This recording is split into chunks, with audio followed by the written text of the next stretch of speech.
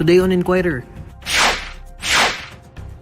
Supreme Court on Bank unanimously disbars newly appointed anti-poverty czar Larry Gadon for his profane remarks against a female reporter. Secretary is sweeter than attorney. Hindi ako nalulungkot dyan.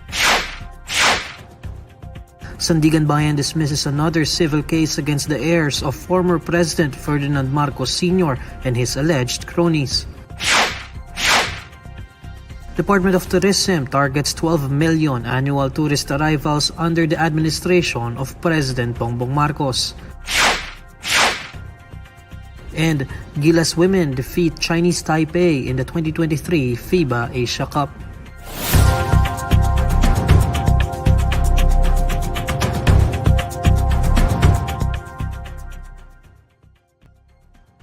Good evening.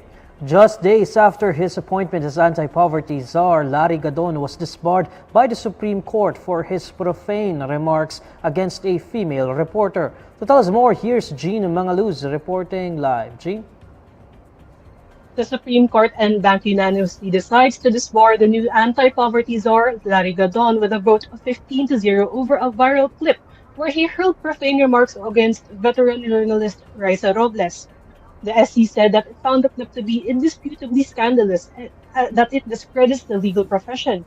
The highest court of the land also emphasized that there's no room for sexism or misogyny in practicing law.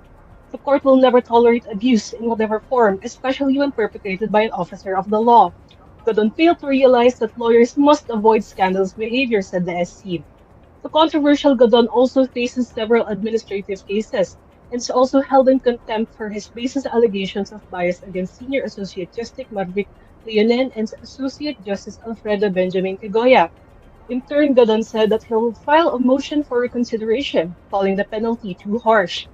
Gadon downplayed the SC decision, insisting that lawyering is unnecessary for his new palace job as Presidential Advisor for Poverty Alleviation. He also displayed no remorse for his behavior towards Robles, as his president had already won. The anti-poverty czar also revealed that the President and First Lady Liza Araneta Marcos advised him to tone down his language and demeanor.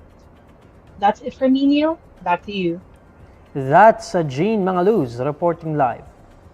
Executive Secretary Lucas Bersamin says Larry Gadon will remain as Presidential Advisor on Poverty Alleviation despite his disbarment by the Supreme Court. In a statement, Bersamin says Gadon will remain in his new post as there are, quote, urgent matters that need to be done in President Bongbong Marcos' anti-poverty programs. The Executive Secretary emphasizes that the President believes Gadon will do a good job as anti-poverty czar. Meanwhile, Opposition Senator Risa Hontiveros calls on the President to reconsider the appointment of Gadon. Hontiveros says, quote, a disgraced former attorney does not inspire confidence in the cabinet. She adds that Marcos' decision will demoralize the bureaucracy by having an official whom, quote, the court unanimously does not trust. In response to his critics, Gadon says, Yung sa mga critics naman, yung mga nagsasabi na dapat daw ay bawiin yung aking appointment, maging presidente muna sila. Hindi naman sila presidente. The power to appoint belongs to the president. So therefore, kung congressman ka lang, lalo pa party list ka lang, tumahimik ka. The Sandiganbayan dismisses a civil case against the heirs of former President Ferdinand Marcos Sr., including incumbent President Bongbong Marcos, along with the family's alleged cronies. The Antigraft court has also cleared some of the alleged Marcos cronies from involvement in the case. The verdict is in response to civil case number 0014, filed by the Presidential Commission on Good Government against former First Lady Imelda Marcos and the former President's heirs, the Chief Executive, Senator Irene Marcos Araneta, and 8 others. The resolution states the prosecution provided insufficient and, at some point, hearsay evidence. These properties included resorts, hotels, food businesses, and construction corporations. According to Sandiganbayan, PCGG's move to sequester several properties does not automatically establish that the assets were obtained through illegal means. The prosecution had alleged the co-defendants took advantage of their close ties with the former president and the former first lady, acting as their dummies in acquiring the properties. The co-defendants were Modesto Enriquez, Trinidad Diaz Enriquez, Rebeco Panlilio, Erlinda Enriquez Panlilio, Leandro Enriquez, Don Ferry, Roman Cruz Jr., and Gregorio Castillo. The Philippine Institute of Volcanology and Seismology says it recorded an increase in rockfall events and sulfur dioxide flux in Mayon Volcano. From 5 a.m. on June 27 to 5 a.m. on June 28, Phivolcs logged 372 rockfall events from 241 recorded from 5 a.m. June 26 to 5 a.m. June 27. Phivolcs also reported that the volcano had increased its sulfur dioxide emission at 964 metric tons from 753 metric tons logged on June 27. State volcanologists also monitored 7 pyroclastic density currents from 17 pyroclastic density currents the previous day. According to Phivolcs, Mayon continued to display intensified unrest or magmatic unrest. The volcano remains under alert level 3 due to potential explosive activity within days or weeks. The National Disaster Risk Reduction and Management Council says at least 41,000 people in the Bicol region have been affected so far by Mayon's unrest. Tourism Secretary Christina Frasco says the Philippines is targeting to reach 12 million annual tourist arrivals under the administration of President Bongbong Marcos. In a television interview, Frasco says under the National Tourism Development Plan, the government aims to hit 12 million annual foreign arrivals by 2028.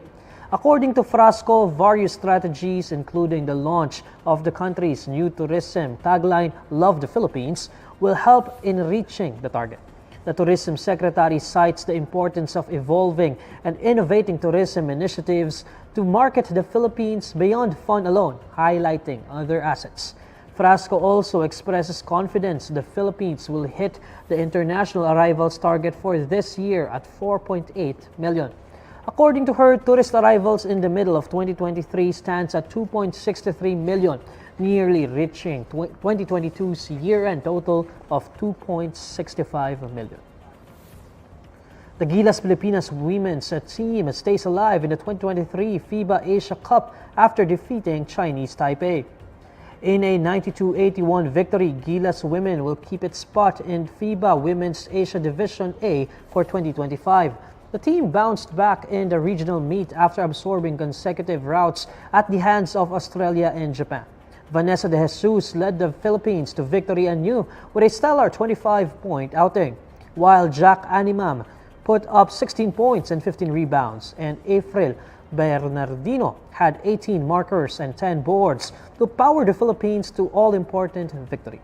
This was the squad's first win in a FIBA Asia Cup group stage since 2015. Gilas Women will compete for a semifinal spot in the tournament.